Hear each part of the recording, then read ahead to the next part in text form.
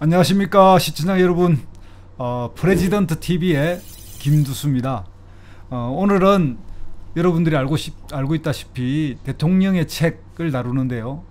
우리 이번에는 이제 대통령 직접 출마를 준비하고 계신 분이 이제 주인공인 책입니다. 마침 정세균 전 총리님을 모셔야 되는데 워낙 바쁘신 분이라서 이 책을 쓰신 그 책이 있는데요.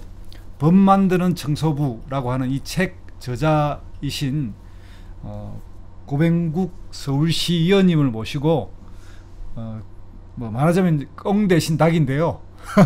그래서 이제 정세균 또 전 총리 직접 쓰신 수상록이라는 이 책 두 권을 같이 다루려고 합니다. 그래서 오늘은 고병국 시의원님을 모셨습니다. 한번 뭐 자기 인사 좀 하시죠. 네, 안녕하세요. 안녕하세요. 닭이라고 소개시켜 주셨는데요. 저 서울시 의원 고병국입니다. 저는 지금 종로에서 시의원 생활을 하고 있습니다. 오늘 제가 초청을 받은 이유는 법 만드는 청소부라는 책을 써서 이제 저를 초청을 해주셨는데, 제가 지금 정세균 전 총리의 보좌관으로 오랜 시간을 좀 보냈습니다. 2000년부터 제가 처음에 비서로 이제 발탁이 돼가지고 같이 일을 했으니까 일한 횟수로 치면은 저희 현재 한 21년째 맡고 있는데요. 아무튼 뭐 오늘 불러주셔서 감사드리고 오늘 솔직하게 있는 그대로 다 말씀드리도록 하겠습니다. 예. 이 법 만드는 청소부 이거 좀 많이 팔렸습니까? 지금 한 5,000부 정도 팔린 걸로 알고 있습니다. 예. 그리고 이제 제목이 이게 법 만드는 청소부인데 이게 뭔 뜻이죠? 법 만드는 청소부라는 게 이제 이 법 만드는 청소부가 이 책에 있는 44개 에피소드 중에 한 챕터의 제목입니다. 근데 이제 법 만드는 청소부라는 챕터의 제목 주요 내용이 뭐냐면 국회에 청소 노동자들이 원래는 이제 용역직, 파견직으로 일을 하고 있었는데 정세균 우리 전 총리께서 국회의장을 하실 때 이분들이 국회에서 좀 직접 고용을 해달라 이제 그런 요청을 하신 적이 있어요. 그래서 저희가 뭐 여러 가지 어려움이 있었지만 실제로 그렇게 직접 고용이 되도록 관철을 했는데, 여기에서 말씀드리는 법 만드는 청소부라는 것이 국회에서 일하는 청소부가 그냥 단순히 청소만 하는 청소부가 아니라 국회라는 공간이 이제 법을 만드는 공간이잖아요. 그렇죠. 그러니까 국회에서 청소를 하시는 분들도 나도 법을 만드는 어떤 그런 국회 일에 종사하는 사람이다, 그런 자부심을 가지고 생활을 하는 것이 바람직한 어떤 우리 노동의 방향이 아니냐, 이제 그런 내용이거든요. 그래서 법 만드는 청소부라고 제목을 좀 붙였습니다. 알겠습니다. 나중에 또 그 문제를 또 한번 다뤄보기로 하고요. 그러면 이제 20년 정도의 보좌관 생활 속에서 정세균 대표님하고의 이제 뭐 거의 고락을 같이 했는데 가장 감동적인 뭐 에피소드 같은 게 있어요, 한번.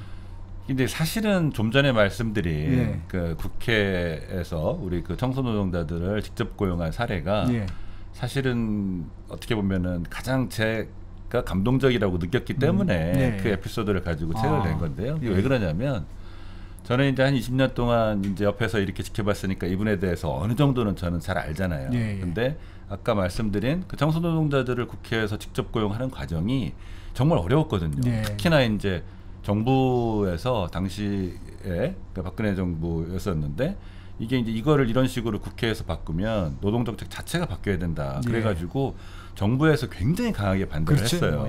예산 문제도 있었을 것 같고. 그런데 사실 저는 정세균 당시 국회의장이 정부에서 저 정도 반대를 하면 이쯤에서 조금 포기를 하시겠구나라고 생각을 했거든요. 그런데 그 정부에서 그렇게 반대를 함에도 불구하고 본인의 모든 걸 다 걸고 그거를 관철을 시킨 거예요. 이 책에 보면 예산안 상정을 안 시키겠다. 예산안 합의가 다 됐는데 그거를 이제 본회의에 올려 상정을 해야 되는데, 본회의에 올리는 것은 이제 국회의장의 권한이잖아요. 그러니까 상정돼 못하겠다. 이거 해결해 와라. 그렇게까지 했거든요. 근데 이게 왜 감동적이라고 제가 느꼈냐면, 저는 이분이 이 정도에서는 좀 할 만큼 다 했으니까 포기할 줄 알았는데 이것을 끝까지 이렇게 관철시키는 것을 보고 이분이 사람에 대한 애정 그리고 정치인으로서의 어떤 사명 예. 이런 것들을 정말 이런 분이었구나라는 것을 저도 새삼스럽게 느낀 그래서 예. 굉장히 좀 제 개인적으로는 감동적으로 느꼈던 그런 장면이었습니다. 그래요. 이 책 이제 두 책 다 법 만드는 청소부 수상록 두 개 다 등장하는데 우리 정세균 전 총리님은 인간 뭐 스마일 총리 이런 식으로 불릴 정도로 매력이 있는 분인데요. 꽤 이제 그 인간적 매력이 있는데 이런 매력적인 요소에서 그 나오는 에피소드 하나가 화를 내신다든가 어쨌든 뭐 뭔가를 꾸중을 할 때 최고의 그 이야기가 야 이 사람아 뭐 야 이 사람아 뭐 야 이 사람아 뭐 이런 정도의 차이가 있다. 똑같다 이런 이야기 하는데 이 부분은 어떤 이야기입니까? 그 말 그대로 야 이 사람아라는 말씀을 자주 하시는데요. 이제 그때 상황에 따라서 인토네이션이 달라요. 그래서 그냥 평소에 조금 이렇게 어이없거나 이럴 때는 아이 사람아 이제 이런 정도로 하고요. 뭐가 좀 잘 안 돼요. 뭐가 좀 잘못했어요. 그러면 야 이 사람아 이제 약간 이게 좀 톤도 바뀌고 약간 그 뭐랄까 강조점도 바뀌어요. 근데 화가 많이 났을 때 진짜 화가 났을 때는 야 이 사람아 이렇게 바뀌죠. 근데 하여튼 그 야 이 사람아라는 말을 습관적으로 굉장히 많이 하시는데 똑같은 야 이 사람아가 오늘 저분의 상태가 별로구나 많이 안 좋구나. 그 중간에 보면 그 이제 국회의원 중에서 가장 뭐 옷도 잘 입고 매너도 좋고 뭐 여러 가지 품격이 있는 분을 주는 상이 이제 백봉 신사상 아닙니까? 그걸 두 번이나 대상을 받으셨다고. 네, 그렇죠. 대상 두 번 받고 아마 대상이 아닌 그냥 상까지 포함하면 15번인가 아마 거의 단골 손님이시죠. 그 옛날에 이제 제가 뭐 듣기에는 김근태 전 의원님도 받으셨다 그랬고 그래서 일설에는 약간 그 국회 에피소드 중에 하나는 백봉 신사상 받는 국회의원은 대통령 못 된다 뭐 이런 이야기가 있어요. 이제 그런 분들이 이제 대통령이 될 때가 와야죠. 그런데 이제 저 책을 읽어보니까 우연하게 보니까 그 박근혜 전 대통령은 상을 받았다고 나오더라고요. 박근혜 전 대통령도 2번인가를 받았죠. 그게 이제 아마 제 기억에 그 경선을 하고 나서 이제 승복하고 뭐 이런 것들이 되게 좀 신사다운 태도였다. 아마 그래서 그 대상을 받았다라는 걸로 들은 적이 있어요. 그러면 뭐 그 소위 속설은 이제 깨졌네요. 그렇죠. 그렇죠. 재밌습니다. 그래.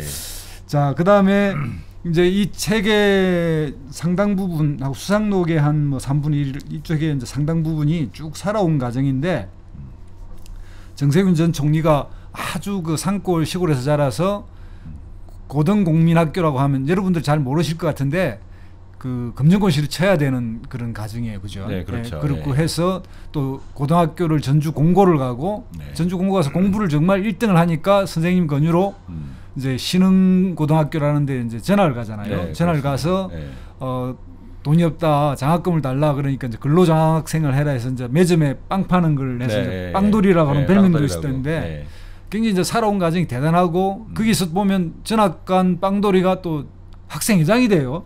네, 그렇습니다. 그러니까 그런 점 보면서 그래서 이제 이 또 고려대학교를 와서 또 고려대학교에서는 또 총학생회장이 돼요.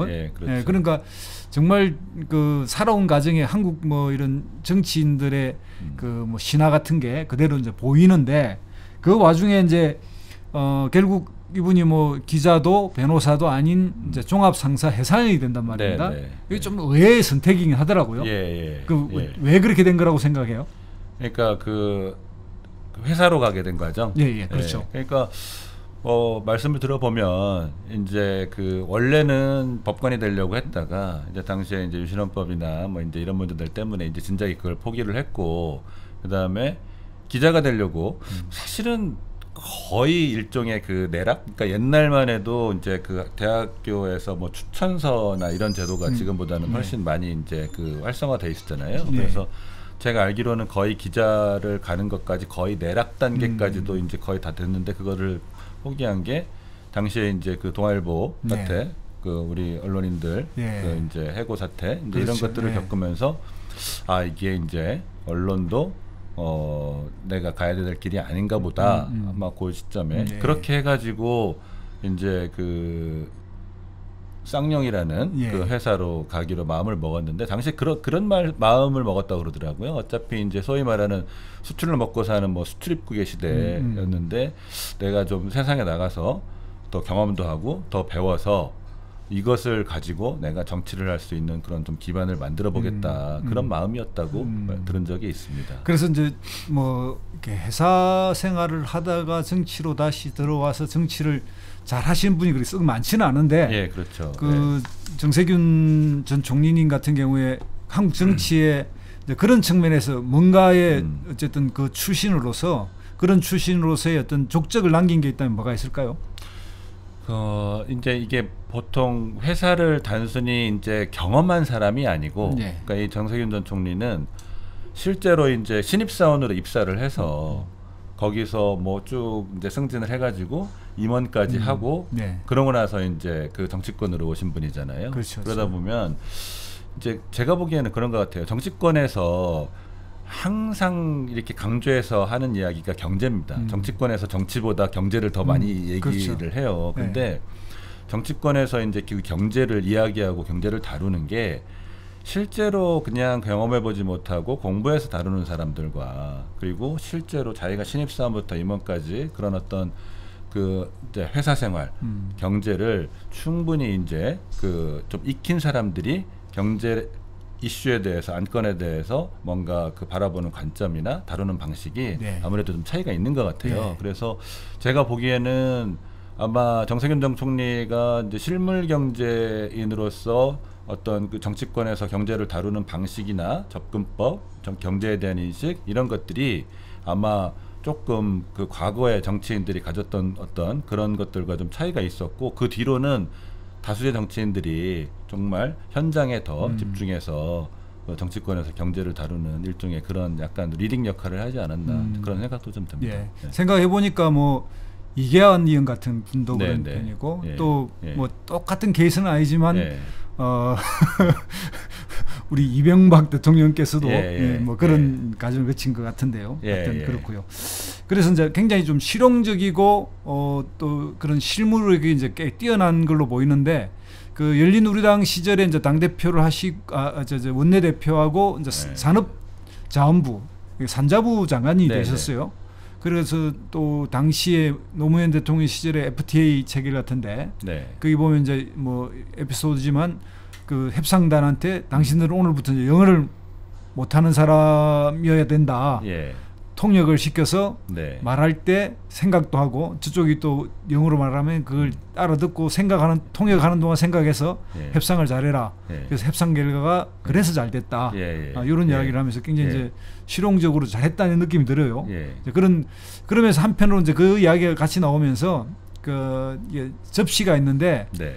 접시를 깨트리는 건 좋지만 이렇게 쓰지 않고 이렇게 쌓아둬서 접시 위에 먼지가 끼는 건 안 된다. 네. 자기는 공무원들에게 그런 이야기를 했다. 그런 이야기를 하면서 돌아보면 지금도 이런 감사원이나 또는 행정감사나 이런 데서 여전히 접시 깨트린 사람을 혼을 내지 먼지 쌓인 사람은 혼을 내지 않거든요. 네. 이거 바뀐 네. 게 있을까요? 일단은 두 가지가 어떻게 보면은 좀 같은 맥락에서 답변을 드릴 수 있을 것 같은데요. 앞서 네. 말씀드린 이제 FTA 그 협상 과정에서 영어 못하는 척해라라고 얘기한 것은 이게 뭐 엄청난 국익이 왔다 갔다 하는 협상이기 때문에 네. 즉흥적으로 하지 말고 정말 심사숙고해서 해라라는 건데 그게 이제 어차피 그 미국 사람들하고 할 때는 통역이 이제 그렇죠. 당연히 필요하잖아요. 예. 그러니까 영어로 잘 알아듣고 영어로 답변할 수 있어도 이제 통역을 하는 동안 그거에 대해서 조금 더 신중히 생각하라. 그런 주문이었고 정세균 전 총리가 사실은 어떤 그 일을 맡으면 그거에 대해서는 확실한 성과를 내야 직성이 풀리는 약간 그런 스타일이세요. 예. 그러니까 이제 그 FTA 같은 경우도 저는 그런 맥락이라고 생각을 하는데 하여튼 내가 맡은 일은 어떤 식으로든 성과를 낸다. 그게 이제 워낙 강한 분이고 또 그렇게 하기 위해서 굉장히 디테일한 부분들까지 신경을 많이 씁니다. 예. 성과를 내기 위해서. 그래서 아까 영어 못하는 척 해라라는 것은 그런 뭐 성과를 내기 위한 그건 이해가 가는데 예. 과연 이제 뭐 시의원도 하시니까 네, 또 네. 서울시 네. 뭐 저기 국장님도 불러가지고 예. 많이 혼내실 것 같은데 예. 이런 접시론이 예. 현실적인 감사나 예. 예. 뭔가 질책 같은 데서는 네. 잘 너무나 아름다운 말인데 예. 현실에서는 이게 제도화 안 돼 있잖아요. 그러니까 이게 뭐 제도화가 그 안 돼 있다고 보기는 어려운 게요. 예. 사실은 지금 거의 모든 영역에서 예. 이제 이 성과 평가가 이제 예. 모든 평가의 기본이에요. 좀 저희도 많이 바뀌고 있나요? 그렇죠. 저희도 이제 그 시 연초에 이제 그 우리 서울시 공무원 서울시에서 저희 시원들한테 업무 보고를 하잖아요. 예. 그럴 때 어떤 근거에 되는 자료가 본인들의 이제 성과 예. 이제 이런 부분들을 그 베이스로 해서 음. 그 자기들이 자체한 평가를 저희들한테 보고를 하는데 꼭 그런 것뿐만이 아니라 지금은 이제 그 어떤 성과 평가 플러스 적극 행정이 예. 전체적으로 그 하여튼 여러 가지 평가 지표 중에서 중요한 그런 평가 지표가 되고 있고요. 저는 이제 그 부분은 이렇게 좀 말씀을 드리고 싶어요. 그러니까 적극 행정의 어떤 성과 평가를 제도한다. 이제 이런 부분도 물론 중요하지만 실제로 그 일을 하는 구성원들한테 어떤 동기부여를 해주느냐 이게 저는 훨씬 더 중요하다고 생각을 하거든요. 예, 예. 그러니까 산업전점 장관을 하실 때도 그렇고 국회의장을 하실 때도 그렇고 우리 각 산자부나 국회 사무처라는 이 구성원들한테 너희들이 일만 열심히 해 성과를 내라. 하다가 잘못되는 건 내가 책임지겠다라고 공식적으로 그것도 반복적으로 말씀하셨기 때문에 네. 실제로 거기에 소속돼 있는 사람들이 많은 동기부여가 되고 당연히 동기부여가 되면 조금 더 나은 성과가 나는 것이 아니냐 예. 그렇게 생각을 하고 있습니다. 아니 뭐 네. 저도 그런데 요즘 최근에 보니까 이제 네. 감사원 최재형 네. 감사원장 같은 경우에 네. 뭐 저번에 이제 산업부 네. 그 예. 원전 문제 예, 예. 뭐 이런 걸 다룰 때 보면 네. 여전히 예. 일을 열심히 한 공무원이 손해 예. 보겠구나. 예. 저리 되면 이제 복지 부동이 일반화되고. 예. 근데 이제 그런 점에서 현재 그 최재형 감사원장의 네. 저런 그 뭔가의 정권의 예. 문제를 예. 막 비리와 뭔가 파헤치는 이런 감사가 오히려 예. 그 행정 적극 행정 이런 것들을 예.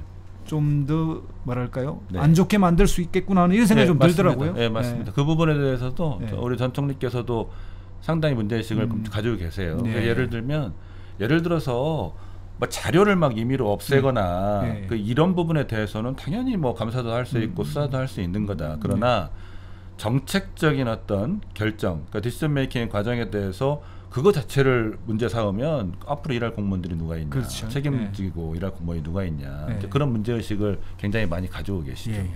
그다음에 이제 우리 정세균 전 총리 그러면 열린 우리당부터 해서 이제 뒤에 대통합민주신당 뒤에 이제 민주당 할 때 당 대표를 하셨어요. 네, 네, 예. 그래가지고 이제 흔히들 말할 때 뭐 좀 숫자가 많을 때는 40몇 대 0, 뭐 예, 여기는 이제 예. 19대 0으로 이야기했는데 예, 예, 뭐 좀 예, 그렇습니다. 약간 이제 예, 그 예. 선거구를 겹치는 건 합치면 그렇죠. 네. 그래서 드디어 이제 네. 그 이제 부평 보궐선거 네, 그렇습니다. 홍영표 의원이 이제 보궐로 예. 될 때 예. 드디어 이제 반전을 하고 예, 예. 그런 승리를 끌어왔어요. 네. 그런 부분에서 이제 예. 새로운 민주당을 자리잡게 만들면서 예. 잘 하셨는데 저 개인적인 생각은 그때 예. 그리고 나서 또 2010년 지방선거를 예. 그 이겼지 않습니까? 예, 그렇죠. 지방선거 이기고 예. 바로 당대표 재선을 하셨으면 바로 될 것 같은데 네. 보궐선거를 시간을 끊는 바람에 보궐선거에 패해가지고 당대표 선거에 또 패배하신 기억이 네. 나요. 네, 네, 그렇습니다. 그래서 그런 그 대세 판단에서 조금 승리는 하지만 대세 판단에서 좀 잘못 판단하는 거 아닌가 이런 또 아쉬움이 있어요. 네, 이제 선당후사라는 게 예. 뭐 요즘에는 그 선당후사를 말씀하시는 분들이 많이 있는데 예. 선당후사라는 게 사실은 정세균 전 총리의 거의 트레이드마크거든요. 예. 그때도 그러니까 제 기억으로는 2010년 6월달에 이제 지방선거가 그렇죠. 있었고 지방선거를 사실은 승리했죠. 어려운 선거를 예. 승리를 했는데 그렇죠. 원래 이제 보궐선거가 예. 그 지방선거가 있는 그 해에는 이제 지방선거 뒤에 치러지게 돼 있어요. 맞습니다. 그러니까 이제 4월에 있어야 예. 될 보궐선거가 그렇죠. 6월 이후에 7월달에 이제 예. 생기게 된 거거든요. 그렇죠. 그러니까 이제 그때도 사실은 6월 지방선거를 승리로 이끌었는데 7월 보궐선거까지 이 여세를 몰아서 당이 이기는 게 그게 우선이다라고 예. 생각했던 것 같아요. 예. 물리적으로 사실은 그 차이가 한 달 반 정도 시간인데 그 예. 사이에 뭐 전당대회를 해서 예. 내가 어떤 다시 대표에 재선되기 위해서 그 시기에 이제 뭐 좀 무리하게 전당대회를 한다라는 것은 이분 스타일하고는 좀 안 맞는 일이었죠. 이해가 예, 갑니다. 예, 예.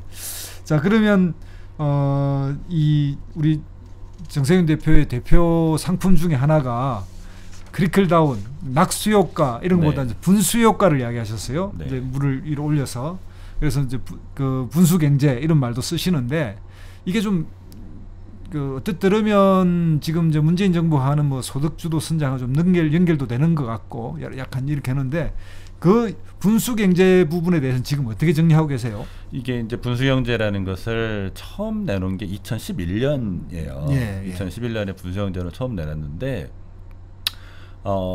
그때는 사실은 별로 주목을 받지 못했어요. 예.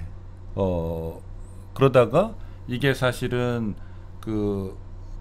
우리 그 민주당에서 더불어 성장론이라는 것을 2014년인가 5년인가 이때 그렇죠. 내놨거든요. 예, 15년. 예, 근데 그 더불어 성장론이라는 거의 모태는 사실은 이 분수경제론, 낙수경제론은 더 이상 안 된다. 서민 중산층이 잘 살게 해서 그 힘이 좀 위로 솟구치게 해야 된다는 게 거기에 모태를 두고 있고요.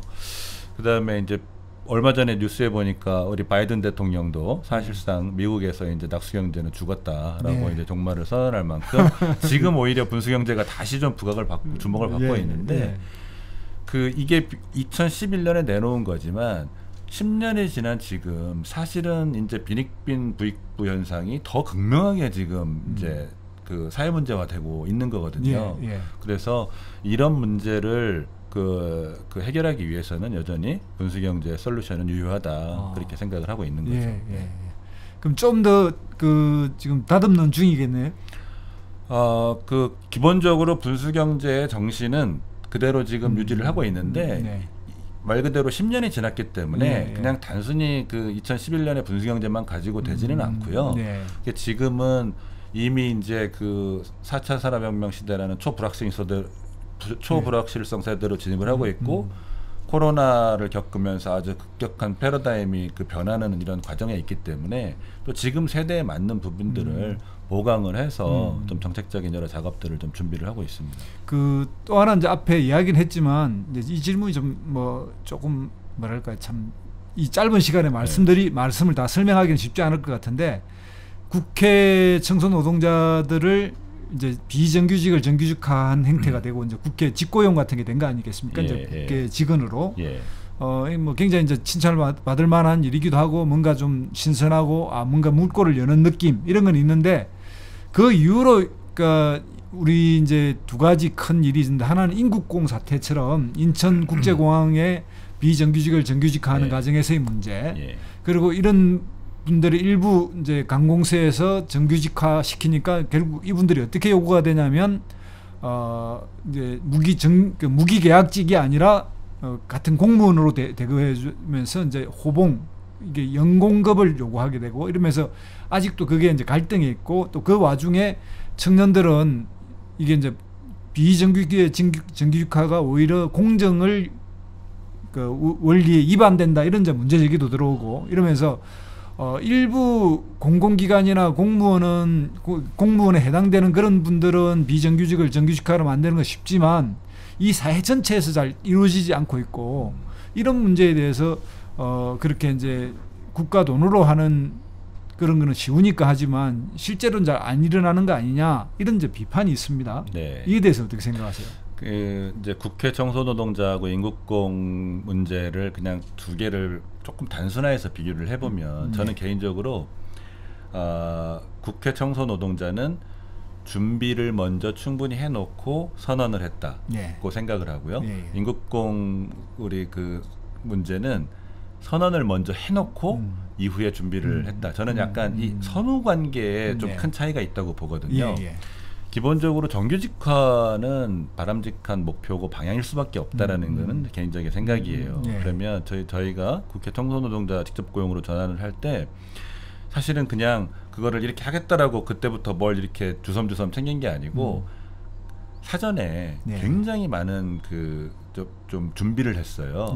뭐 어쨌든 법제도의 문제는 없느냐, 그 다음에 어떤 그 예산의 문제는 없느냐, 또 우리 그 실제로 노동자들하고 협상을 해가지고 당신들이 진짜 원하는 게 뭐고 어디까지 양보를 할 수 있느냐, 이런 부분들을 충분히 준비를 해놔서 그게 다 준비된 뒤에 이제 사실상 직접 고용으로 한 거거든요. 근데 이제 인국공 문제는 정규직화하겠다고 선언을 해놓고 그것을 이제 그 하려고 하니까 여러 가지 이제 문제가 생겼던 건데 저는 그 차이라고 보거든요. 네.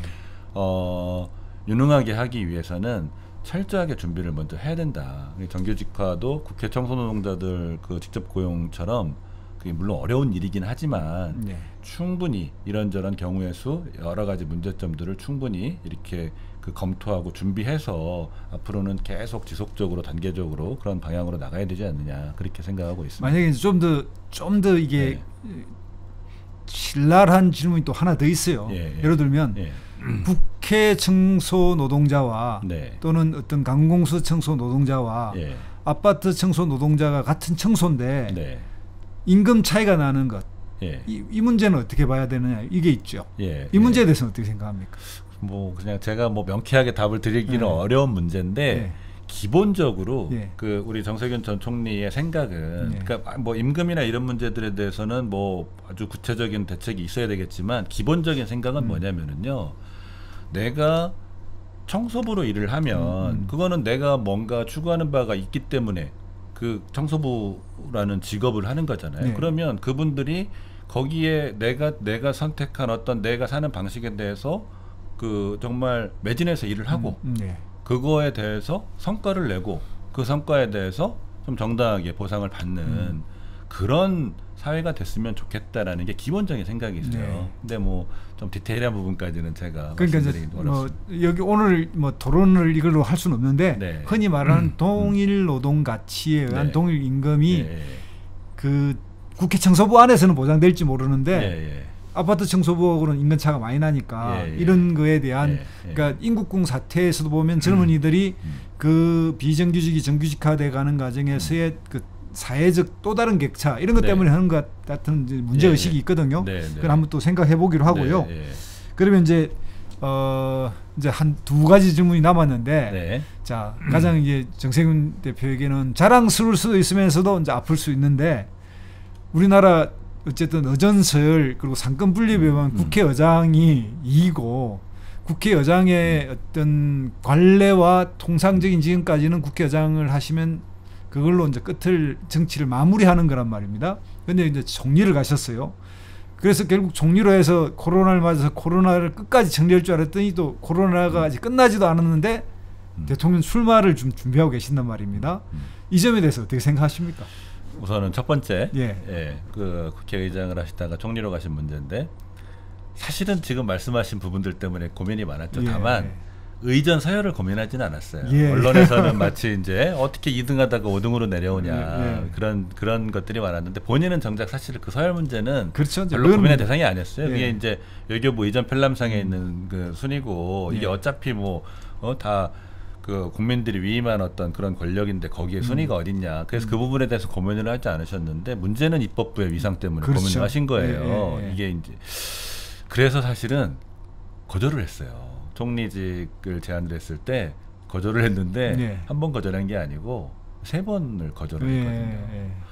아 상고초를 근데 다 지나고 나니까 말씀드려서 뭐 3번을 거절을 했는데 사실은 4번째는 그 좀 거절을 할 수 없는 여러 가지 이유가 있었어요. 더 이상. 그래서 그때는 오히려 좀 입법부의 위상을 강화하는 총리. 그러니까 총리가 국회와 소통하고 협치해서 오히려 정말 정치를 복원하는 그런 계기로 만들겠다라는 각오로 가자. 그렇게 물론 그게 이제 합리화일 수도 있지만. 근데 그다음 문제는 잘 가셨어요. 코로나 또 코로나 종료 전 코로나 잘 했는데 지금 아직 종식도 안 됐는데 대통령 후보를 지금 예정돼 있단 말입니다. 여긴 좀 심한 거 아니에요? 근데 그런 비판을 많이 받기는 하는데 본인도 사실은 그 문제 때문에 굉장히 좀 고민을 많이 하긴 했는데요. 어쨌든 그 좀 목표로 하는 게 있고 그 목표로 하는 것을 위해서 정말 반드시 확보해야 될 시간이 있어야 되는 거고요.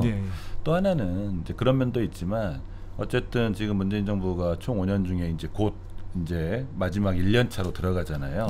그러면 아마도 이 우리 그 마지막 1년은 또 새로운 사람, 마무리할 새로운 필요하다. 어떤 스텝을 가지고 심기일전해서 할 수 있는 시간을 1년은 보장을 해줘야 되는 게 아니냐. 아마 이제 그런 마음도 좀 있지 않았을까 그런 예. 생각이 들고 코로나에 대해서는 내가 준비는 다 해놨으니까 이제는 예? 괜찮을 것이다. 예. 그렇게 말씀을 많이 하세요. 알겠습니다. 예. 참 뭐 인간적 매력도 대단하시고 뭐 선당 후사에서 당도 끌어오신 것도 사실이고요. 또 당 안에 가장 많은 뭐 흔히 말하는 계파가 있다 이런 말씀을 들을 정도로 좀 탄탄한 분이시긴 한데 네. 참 아픈 게 있어요. 2012년에 나오셔서 처음으로 선거에서 이제 꼴등을 하셨고 이제 그런 이야기에서 보면 이제 정세균 그 온화한 뭐랄까 득장 이미지가 있습니다. 이게 뭐 지장, 용장, 득장, 득장이 최고긴 한데 이 한 방이 없어요. 이 어떻게 합니까? 선거를 하려면 이 한 방이 있어야 이 선거를 치를 특히 대선은 그 이제 우선은 2012년 대선 말씀하셨는데 그때 저희가 꼴찌를 할 거라고는 생각을 못했는데 그렇다고 해서 우리가 후보가 될 수 있다 그 생각도 사실은 안 했던 선거예요. 그때는 뭐였냐면 정치는 에스컬레이터다, 엘리베이터가 아니고 그래서 내가 대선 후보로 나올 만한 때가 됐을 때 어쨌든 내가 나오겠다라고 손을 들어야 이번에 안 되더라도 다음에 또 할 수 있는 거다. 그러니까 내가 이번에 손을 들지 않으면 다음에도 나한테는 기회가 없다. 그렇게 해서 후보가 되지 못할 거로 알았지만 나왔던 거고요. 지금은 한방 준비 확실하게 한 방은 그 모르겠어요. 이게 제 생각이 맞는지 틀리는지 모르겠지만 인제는 어떻게 보면은 한 방 있는 어떤 지도자를 보다는 조금 충분히 뭔가 좀 능력 있고 충분히 역량도 있고 좀 소통도 할 줄 알고 경험도 있고 미래에 대한 통찰력도 있고 이런 분을 이제 국가 지도자로 우리가 좀 생각을 해봐야 될 때가 아니냐. 한 방만 자꾸 보지 마시고. 저도 그렇게 생각합니다. 저는 그렇게 생각을 하는데 국민들이 옛날하고는 달리 그런 지도자를 받아들일 마음의 준비는 옛날보다는 훨씬 지금 준비가 돼 있다. 저는 개인적으로 그렇게 생각을 좀 하고 있습니다. 알겠습니다. 한 방은 찾아야죠. 그래도 기대해보고요. 이 이제 어쨌든 고병국 우리 시의원님께서 이 법 만드는 청소부의 이제 부제가 있어요. 정세균이 꿈꾸는 세상에 대하여 이렇게 되어 있어서 마지막으로 우리 정세균 전 총리님이 꿈꾸는 세상 요약하신다면 어떻게 요약할 수 있을까요? 사실은 좀 전에 말씀드린 부분하고도 이어지는 건데요. 제가 20년 동안 이렇게 이분을 지켜봤지만 이분은 굉장히 어떤 카리스마 있는 영웅? 이런 정치를 꿈꾸지 않은 분이라고 생각을 해요. 오히려 그렇게 되는 것을 오히려 좀 이렇게 좀 피해왔다. 그렇게 생각을 하거든요. 근데 이분이 저희한테 항상 하시는 말씀이 야, 좀 아무리 못 살아도 밥은 먹게 해줘야 될 거 아니냐. 그리고 아무리 가난해도 공부는 하게 해줘야 될 게 아니냐. 이런 말씀을 자주 하시거든요. 그래서 어떻게 사람들이 좀 먹고 살 수 있을까. 그리고 어떻게 사람들이 좀 품위를 지키면서 살 수 있을까. 어떻게 사람들이 불의와 타협하지 않아도 되나. 그리고 경우에 따라서는 정말 정직하게 살아도 손해보지 않는 그런 세상을 어떻게 만들까. 사실은 이런 세상을 꿈꾸는 분이라고 생각을 하거든요. 그래서 내가 원하는 일에 매진해서 일하고 거기에서 뭔가 성과를 내고 그런 성과에 대해서 정당한 보상을 받는 세상. 아마도 정세균이라는 정치인은 그런 세상을 꿈꾸고 있다. 저는 이제 그런 마음으로 이 책을 썼습니다. 알겠습니다. 자, 마지막으로 이 책, 그러니까 법 만드는 청소부 저자 본인이 직접 쓴 책하고 또 우리 정세균 전 총리님이 대담 형식으로 만든 수상록, 이 두 가지를 우리 독자들이 읽어야 되는 이유 한 30초 만에 간단하게 한번 설명해 주십시오.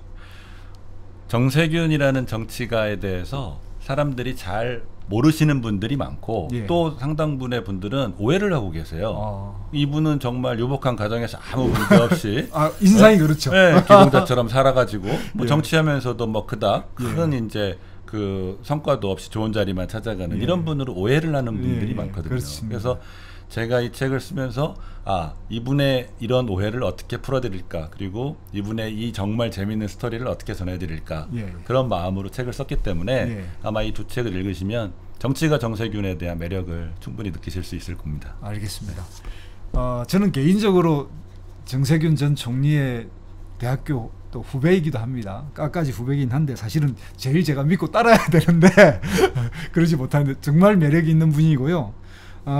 여기 그 책의 마지막 부분을 좀 읽어보면 굉장히 그 매력 있게 써져 있는 그 표지에 카피라이트 정철 씨가 이렇게 추천사 같은 걸 쓰는데요. 그러니까 한마디로 말하면 정치인의 책은 재미없다. 지금까지 그냥 사주는 책이었다. 그냥 그리고 끝까지 읽은 사람이 없을 것이다. 그러나 이 책만큼은 그 지금까지의 일종의 그런 갈래 같은 정치인의 책에는 넘어서는 책이다. 이 책이 아마 끝까지 낡은 책이 될 것이다. 뭐 이런 이제 카피를 남겼습니다. 그래서 그만큼 읽어보면 거의 뭐 하루 만에 아주 읽을 수 있고 감동적이고요. 여러분들도 한번 꼭 인간 정세균부터 정치인 정세균 그리고 대통령 후보 예정자 정세균까지 한번 여러분들 읽어보시고 한번 꼭 그 어떤 분인지 한번 다시 한번 생각해 주시면 좋겠습니다. 오늘 바쁜 시간인데도 저희 스튜디오까지 직접 이렇게 나와주신 고병국 서울시의원님 감사드리고요. 네, 예, 감사합니다. 여러분 다음에 또 뵙겠습니다. 2주 뒤에 또 대통령 책으로 뵙겠습니다. 여러분 안녕히 계십시오.